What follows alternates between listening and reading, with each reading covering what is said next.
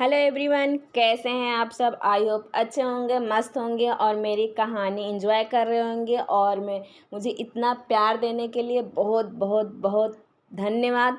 और इसी तरह आप अपना प्यार बनाए रखिएगा और मैं आपको इसी तरह से नई नई कहानी सुनाया करूँगी। और किस टाइप की कहानी सुनना पसंद करेंगे ज़रूर बताइएगा। और कहानी पसंद आ रहा है तो प्लीज़ तो लाइक, सब्सक्राइब, कमेंट और शेयर ज़रूर कीजिएगा। तो चलिए शुरू करते हैं आज की कहानी। और आज की कहानी है तलाक के बाद शादी। न्यायाधीश ने चौथी पेशी में अपना फैसला सुनाते हुए कहा, आप दोनों का तलाक मंजूर किया जाता है। पति पत्नी दोनों अलग हो चुके थे। इस अलगाव में अहम भूमिका दोनों के माता पिता और रिश्तेदार ने निभाया था। दोनों के माता पिता इस विवाह से खफा थे। दोनों अपने बच्चों को कोसते रहे विवाह की खबर मिलने से तलाक के पहले तक। दूसरी जाति में शादी, घर परिवार, समाज, रिश्तेदार में नाक कटा कर रख दी। कितने लाड प्यार से पाल पोस कर बड़ा किया था, कितने सपने संजोए थे, लेकिन प्रेम में पगलाए कहाँ सुनते हैं किसी की। राजा और रानी दोनों बालिग थे और एक अच्छी कंपनी में नौकरी करते थे। साथ साथ एक दूसरे से मिलते, एक दूसरे को देखते और कब प्रेम हो गया उन्हें पता ही नहीं चला। फिर दोनों ने छिप छिप कर मिलने लगे। प्रेम बढ़ा और बढ़ता ही गया। बात यहाँ तक आ गई कि एक दूसरे के बिना जीना मुश्किल होने लगा। वे जानते थे कि मध्यम वर्गीय परिवार में दूसरी जाति में विवाह मना है। बहुत सोच समझकर दोनों ने कोर्ट मैरिज करने का फैसला किया और अपने कुछ दोस्त के बतौर गवाह लेकर रजिस्टर ऑफिस पहुंच गए। शादीशुदा दोस्त तो बदला लेने के लिए सहायता करते हैं और कुंवारे दोस्त यह सोचकर मदद करते हैं कि मानो कोई भलाई का कार्य कर रहे हों। ठीक 1 माह बाद विवाह हो गया। उन दोनों के वकील ने पति पत्नी और गवाहों को अपना कार्ड देते हुए कहा, यह मेरा कार्ड है, कभी ज़रूरत पड़े तो याद कीजिएगा। क्यों? राजा ने पूछा था। वकील हंसते हुए कहा था, नहीं, अक्सर पड़ती है, कुंवारों को भी और शादीशुदा को भी। मैं शादी और तलाक दोनों का स्पेशलिस्ट हूँ। वकील के बात सुनकर खूब हंसे थे दोनों, लेकिन उन्हें क्या पता था कि वकील अनुभवी है।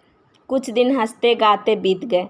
फिर शुरू हुई असली शादी, जिसमें एक दूसरे की जली कटी बातें सुननी पड़ती है, सहना पड़ता है, एक दूसरे की कमियां को अनदेखी करनी पड़ती है। दुनिया भुलाकर जैसे प्रेम किया जाता है, वैसे ही विवाह को तपोभूमि मानकर पूरी निष्ठा के साथ एक दूसरे में एकाकार होना पड़ता है। प्रेम करना और बात है, लेकिन प्रेम निभाने को शादी कहते हैं। प्रेम तो कोई भी कर लेता है, लेकिन प्रेम निभाना जिम्मेदारी भरा काम है। दोनों ने प्रेम किया, शादी की, लेकिन शादी निभा नहीं पाए। छोटी छोटी बातों को लेकर दोनों में झगड़ा होने लगी। रानी गुस्से में कह रही थी, शादी के पहले तो चांद सितारे की सैर कराने के बात करते थे, अब बाजार से ज़रूरी सामान लाना तक भूल जाते हैं। शादी हुई या कैद, दिन भर ऑफिस में खटते रहो, ऑफिस के बाद घर के कामों में लगे रहो। यह नहीं कि कोई मदद ही कर दो। साहब घर आते ही बिस्तर पर फैलकर टीवी देखने बैठ जाते हैं और हुक्म देना शुरू कर देते हैं, चाय लाओ, पानी लाओ, भूख लगी है, जल्दी खाना बनाओ, वगैरह वगैरह वगैरह। राजा प्रति उत्तर में कहता है, मैं भी तो ऑफिस से आ रहा हूँ। घर का काम करना पत्नी का जिम्मेदारी है। तुम्हें तकलीफ हो तो नौकरी छोड़ दो। लोगों को मुश्किल से नौकरी मिलती है और मैं लगी लगाई नौकरी छोड़ दूँ? तो फिर घर के कामों का रोना मुझे मत सुनाया करो। इतना भी नहीं होता कि छुट्टी के दिन कहीं घुमाने ले जाएं। सिनेमा, पार्टी, पिकनिक सब बंद हो गया है। ऐसा शादी से तो कुंवारे ही अच्छे थे। तो तलाक ले लो। राजा के मुंह से आवेश में निकल तो गया, लेकिन अपनी फिसलती जबान को कोसकर चुप हो गया। तलाक का शब्द सुनते ही रानी का रोना आ गया। अचानक से माँ का फ़ोन और अपनी रुलाई रोकने की कोशिश करते हुए बात करने से माँ भाप गई। बेटी सुखी नहीं है। रानी की माँ दूसरे ही दिन बेटी के पास पहुँच गई। माँ के आने से रानी ने अवकाश ले लिया। राजा काम पर चला गया। माँ ने कहा, मैं तुम्हारी माँ हूँ। फ़ोन पर आवाज़ से ही समझ गई थी। अपने हाथों से अपने पैरों पर तुमने खुद ही कुल्हाड़ी मारी हो। अगर दुखी है तो अपने घर चल, अभी माता पिता जिंदा हैं तुम्हारे। देखने में सुंदर हो, खुद कमाती हो, लड़कों की कोई कमी नहीं है जाट समाज में। अपनी बड़ी बहन को देखो, कितनी सुखी है। पति साल में 4 बार मायके लेकर आता है और आगे पीछे घूमता है। एक तुम हो। तुम्हें परिवार से अलग करके शादी के नाम पर सिवा दुख के उसने दिया ही क्या है। पति के बिरुखी और तलाक सबसे दुखी। पत्नी को जब माँ का संतावना मिली तो वह फूट फूट कर रोने लगी। माँ ने उसे सीने से लगाकर कहा, 2 वर्ष में अपना मायका नहीं देखा, अपने पिता और बहन से नहीं मिली, चलो घर चलने की तैयारी करो। रानी ने कहा, माँ, लेकिन राजा को बताए बिना कैसे आ सकती हूँ। शाम को जब मैं घर पर नहीं मिलूँगी तो वह क्या सोचेंगे। माँ ने गुस्से में कहा, जिस आदमी ने कभी तुम्हारी खुशी के बारे में नहीं सोचा, उसके बारे में अब भी इतना सोच रही हो। पत्नी हो, गुलाम नहीं। फ़ोन करके बता देना। रानी अपनी माँ के साथ मायके आ गई। शाम को जब राजा ऑफिस से लौटा तो घर पर ताला लगा पाया। दूसरी चाबी उसके पास रहती थी। ताला खोलकर फ़ोन लगाया तो पता चला कि रानी अपने मायके से बोल रही है। राजा ने गुस्से में कहा, तुम बिना बताए चली गई? तुमने बताना ज़रूरी भी नहीं समझा? माँ के कहने पर अचानक प्रोग्राम बन गया, रानी ने कहा। राजा ने गुस्से में न जाने क्या क्या कह दिया। उसे खुद ही समझ में नहीं आया कहते वक्त, बस क्रोध में बोलता गया, ठीक है, वहीं रहना, अब यहाँ आने की ज़रूरत नहीं। मेरा तुम्हारा रिश्ता ख़त्म, आज से तुम मेरे लिए मर। उधर से रोते हुए रानी की आवाज़ आई, अपने मायके ही तो आई हूँ, वह भी माँ के साथ, उसमें भी। तभी रानी की माँ ने उसे फ़ोन लेते हुए कही, बहुत रुला लिया मेरी लड़की को। यह मत समझना कि मेरी बेटी अकेली है। अभी उसके माता पिता जिंदे हैं। एक रिपोर्ट में सारी अकड़ भूल जाओगे। राजा ने गुस्से में फ़ोन पटक दिया और उदास होकर सोचने लगा, जिस लड़की के प्यार में अपने माता पिता, भाई बहन, समाज, रिश्तेदार सब छोड़ दिए, आज वही मुझे बिना बताए चली गई। उस पर उसकी माँ ने कोर्ट कचहरी की धमकी दे रही है। अगर उसका परिवार है तो क्या मैं अकेला हूँ? राजा भी अपने घर चला गया। उसके परिवार के लोगों ने भी यही कहा, तुमने गैर जात की लड़की से शादी करके जीवन की सबसे बड़ी भूल की है। तलाक ले लो, फुर्सत पाओ, हम समाज की किसी अच्छी लड़की से तुम्हारी शादी करवा देंगे। शादी 2 परिवारों का मिलन है, जो गलती हो गई उसे भूल जाओ। अभी तुम्हारी उम्र ही क्या है, अच्छे दिखते हो, अच्छी कमाई है, अभी भी कुछ नहीं बिगड़ा है। सुबह का भूला शाम के घर आ जाए तो उसे भूला नहीं कहते। अच्छा हुआ कि कोई बाल बच्चा नहीं हुआ, वरना फंस गए थे बुरी तरह से। पूरा जीवन बर्बाद हो जाता। फिर तुम्हारे बच्चे का शादी किस जात में होती पता नहीं। प्रेम तभी सार्थक है जब वह निभ जाए। यदि बीच में टूट जाए तो उसे अपने पराये सब गलती कहते हैं। यदि यही शादी जाति में होती तो माता पिता समझा बुझाकर बच्चों की सलाह देते हैं। विवाह कोई मजाक नहीं है, थोड़ा बहुत सुनना पड़ता है। स्त्री का धर्म है, जहाँ से डोली उठे वहीं से जनाजा। फिर दामाद जी से क्षमा याचना की जाती, बहू को भी प्रेम से समझा बुझाकर लाने की सलाह दी जाती। लेकिन माता पिता की मर्जी की विरुद्ध अंतर जातीय विवाह में तो जैसे दोनों पक्षों के परिवार वाले इस प्रयास में ही रहते हैं। यह शादी ही नहीं थी, धोखा था। लड़के लड़की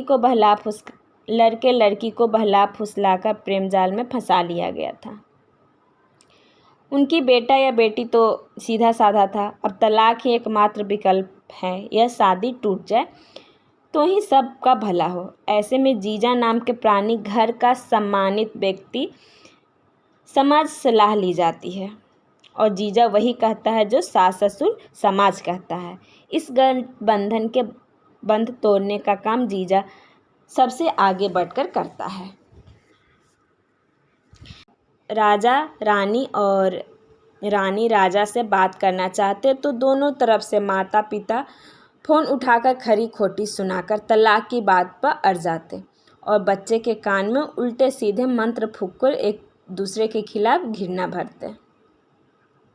तलाक की पहली पेशी में पति पत्नी आपस में बात ना कर पाए, इस उद्देश्य से घर से जानबूझकर लाया गया था।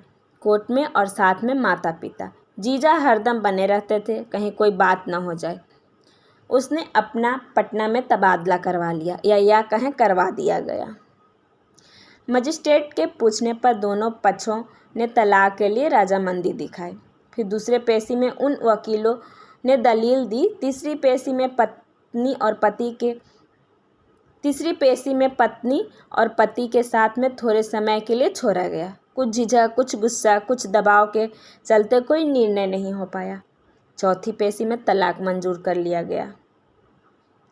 इस बीच 3 वर्ष गुजर गए। जिस जोर शोर से परिवार के लोगों ने दोनों का तलाक करवाया था, उसी तरह विवाह की कोशिश भी की, लेकिन जो उत्तर उन्हें मिलते उन उत्तरों से खींचकर वह अपने बच्चे को ही दोषी ठहराते। तलाकशुदा से कौन शादी करेगा? 30 साल बड़ा 2 बच्चे का पिता चलेगा जो विधुर है। घर से भागकर पराई जात के लड़के से शादी, फिर तलाक। एक व्यक्ति है तो लेकिन अपाहिज है, एक और है लेकिन पता नहीं। लड़की से ज़बरदस्ती के केस में थोड़ा सा माँ ने गुस्से में कह दिया, बेटी तुम भागकर शादी करने की गलती ना करती तो मजाल ऐसे रिश्ते लाने वालों की। समाज माफ़ नहीं करता। फिर माँ ने समझाते हुए कहा, ऐसी बहुत सी लड़कियां हैं जो बिना शादी के ही परिवार की देखरेख में जीवन गुजार देती है। तुम पटना में भाई भाभी के साथ रहो, अपने भतीजे भतीजियों की बुआ बनकर उनकी देखरेख करो। रानी ने भाभी को भी धीरे से भैया से कहते सुन लिया था, दीदी की अच्छी तनख्वाह है, हमारे बच्चे को सपोर्ट हो जाएगा। मन मारकर वह भाई भाभी के साथ रहने लगी। भाभी के हाथ में किचन था। भैया ड्राइंग रूम में अपने दोस्तों के साथ गप्पे लड़ाते, टीवी देखते रहते और वह दिन भर थकी हारी ऑफिस से आती तो दोनों भतीजों उसे पढ़ने या उसके साथ खेलने की जिद करते। उसे कमरे में आकर कुछ ऐसा ही राजा के साथ हुआ। तलाक के बाद शादी की जहाँ भी बात चलती तो लड़का तलाक शुदा है, कोई गरीब ही अपनी लड़की मजबूरी में दे सकता है, कौन जाने कोई बच्चा भी हो। फिर तलाश की गई लड़की की उम्र बहुत कम होती या उसे बिल्कुल पसंद ना आती। पिता गुस्से में कहते हैं, दामन पर दाग लगा है, फिर भी पसंद नापसंद बता रहे हो। फिर भी तुम्हारे जीवन को सुखी बनाने के लिए क्या कुछ कर रहे हैं हम लोग, 10 कामियाँ निकाल रहे हैं जनाब। पिता गुस्से में कहते हैं, दामन पर दाग लगा कर रखे हो, फिर भी पसंद नापसंद बता रहे हो। फिर भी तुम्हारे जीवन को सुखी बनाने के लिए कर रहे हैं। वे 10 कामियाँ निकाल रहे हैं जनाब। पढ़ी लिखी नहीं है, बहुत कम उम्र है, दिखने में ठीक नहीं है, पता नहीं क्या क्या तुम उसमें कमियाँ निकालते हो। परिवार के व्यंग से कई बार तबादला करने की सोची, लेकिन सफलता नहीं मिली। इन 3 वर्षों में वह सब सुनता रहा और एक दिन उसे प्रमोशन मिल गया और उसका तबादला पटना हो गया। उसे मंगलवार तक ऑफिस ज्वाइन करना था। रविवार को उसने कंपनी से मिले नौकर की मदद से कंपनी के क्वार्टर में सारी सामग्री जुटा ली। सोमवार को उसने बाकी छोटा मोटा घरेलू उपयोग का सामान लिया और मन बहलाने के लिए 6 बजे का शो का टिकट लेकर पिक्चर देखने चला गया। ठीक 9 बजे फिल्म छूटी। वह दानापुर से निकल रहा था जहां उसका ऑफिस था। सोचा ऑफिस देख लूं ताकि कल आने में आसानी हो। दानापुर से ऑफिस पर नज़र डालते हुए अंदर की गलियों में मुख्य रोड पर पहुंचने का रास्ता तलाश रहा था। दिसंबर की ठंड भरी रात, गलियां सुनसान थी। उसे अपने से थोड़ी दूर एक महिला आगे की ओर तेज कदमों से जाती हुई दिखाई दी। राजा को लगा शायद यह किसी दफ्तर में से काम करके मुख्य रोड पर जा रही हो, जहाँ से ऑटो, टैक्सी या सिटी बस मिलती हो। बस वह उसके पीछे हो लिया। तभी उस महिला के पीछे 3 मवाली जैसे लड़के ने चल के भद्दे इशारे व्यंग करने शुरू कर दिए। ओ मैडम, इतनी रात को कहाँ? घर छोड़ दें या कहीं और?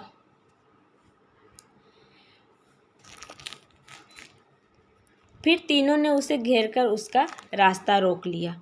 महिला चीखी। वो तब तक और नज़दीक आ चुका था। एक मवाली ने उसे थप्पड़ मारकर चुप रहने को कहा। महिला फिर चीखी। उस चीख जानी पहचानी लगी। उसके दिल में कुछ हुआ। पास आया तो उस महिला को देखकर आश्चर्य में पड़ गया। यह तो रानी है। वह चीखा, क्या हो रहा है? शर्म नहीं आती? एक मवाली हंसकर बोला, लो, हीरो भी आ गया। उसने चाकू निकाल लिया। रानी भी राजा को पहचानकर उन बदमाशों से छूटकर दौड़कर राजा से लिपट गई। वह डर के मारे कांप रही थी। राजा उसे तसल्ली दे रहा था, कुछ नहीं होगा, मैं हूं ना। इससे पहले मवाली आगे बढ़ते तभी पुलिस का एक जीप रुकी सायरन के साथ। पुलिस ने तीनों को घेर लिया। पुलिस अधिकारी ने पूछा, आप लोग इतनी रात के यहाँ कैसे? जी, ऑफिस से मैं लेट हो गई थी। और आप? मैं भी इसी ऑफिस में हूँ, थोड़ा आगे पीछे हो गए थे।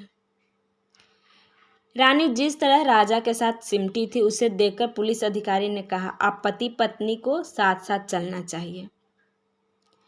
तभी तीन में से एक मवाली ने कहा, वही तो साहब, अकेली औरत, सुनसान सड़क, हमने सोचा कि। इससे पहले कि उसकी बात पूरी हो पाती, थानेदार ने एक थप्पड़ जड़ते हुए कहा, वहाँ लिखा है कानून में कि अकेली औरत सुनसान सड़क और रात में नहीं घूम सकती, और घूमती दिखाई दे तो क्या तुम उसे जोर जबरदस्ती का अधिकार मिल जाता है? थानेदार ने कहा, आप लोग जाइए, हवालात की हवा खाएंगे। तुम यहाँ कैसे? रानी ने पूछा। प्रमोशन पर, राजा ने कहा। और परिवार? रानी ने पूछा। अकेला हूँ। तुम्हारा परिवार? अकेली हूँ, भाई भाभी के साथ रहती हूँ। शादी नहीं की? हुई नहीं। और तुमने? ऐसा ही मेरे साथ समझ लो। ऑफिस में तो दिखे नहीं, कल से ज्वाइन करना है। फिर थोड़ी चुप्पी छाई रही। राजा ने बात आगे बढ़ाई, खुश तो तलाक लेकर? वह चुप रही। फिर उससे पूछा, और तुम? दूर रहने पर ही अपनों की ज़रूरत का एहसास होता है, उनकी कमी खलती है, याद आती है, लेकिन तब तक देर हो चुकी होती है। क्यों? क्या हम दोनों में से कोई मर गया जो देर हो चुकी है? रानी ने राजा के मुंह पर हाथ रखते हुए कहा, मरे तुम्हारे दुश्मन? उन दोनों ने पास के एक शानदार रेस्टोरेंट में खाना खाया। घर चलोगी मेरे साथ? कंपनी का क्वार्टर है। हम पति पत्नी नहीं रहे कानून की दृष्टि में। और दिल की नज़र में? क्या कहता है तुम्हारा दिल? शादी करोगे फिर से? कानून समाज के लिए? शादी ही करनी थी तो छोड़कर क्यों गई थी? राजा ने कहा। औरत की यही कमजोरी है, जहाँ स्नेह प्यार मिलता है खींची चली जाती है। तुम्हारी बेरुखी और माँ की प्रेम भरी बातों में चली गई थी। कुछ मेरी भी गलती थी, कुछ तुम्हारा ध्यान रखना चाहिए था। लेकिन अब फिर कभी झगड़ा हुआ तो छोड़कर तो नहीं चली जाओगी? राजा ने पूछा। तौबा तौबा, एक गलती एक बार, काफ़ी सह लिया। बाहर वालों के सुनने से अच्छा है पति पत्नी आपस में लड़ लें, सुन लें एक दूसरे के लिए। अगले दिन ऑफिस के बाद वे दोनों एक वकील के पास बैठे थे। वकील दोस्त था राजा का। वह अचरज में था। यार, मैंने कई शादियां करवाई और तलाक भी, लेकिन यह पहली शादी होगी जिससे तलाक हुआ, उसी से फिर शादी। जल्दी हो तो आर्य समाज में शादी करवा देते हैं। वैसे भी बहुत देर हो चुकी है, अब और देर क्या करनी, आर्य समाज से ही करवा दो। कल ही करवा देता हूँ, वकील ने कहा। शादी संपन्न हुई। इस बात को रानी ने अपनी माँ को पहले खबर दी। माँ ने कहा, हम लोग ध्यान नहीं रखते थे क्या तुम्हारा? रानी ने कहा, माँ, लड़की प्रेम विवाह करे या परिवार की मर्जी से, पति का घर ही असली घर है स्त्री के लिए। राजा ने अपने पिता को सूचना दिया। उन्होंने कहा, शादी दिल तय करता, अन्यथा तलाक के बाद उसी लड़की से शादी कहाँ हो पाती है। सदा खुश रहो। और इसी तरह शादी, फिर तलाक और फिर शादी। तो कैसी लगी आप सबको कहानी? अगर कहानी पसंद आया हो तो प्लीज़ लाइक, सब्सक्राइब, कमेंट और शेयर ज़रूर कीजिएगा। Thank you.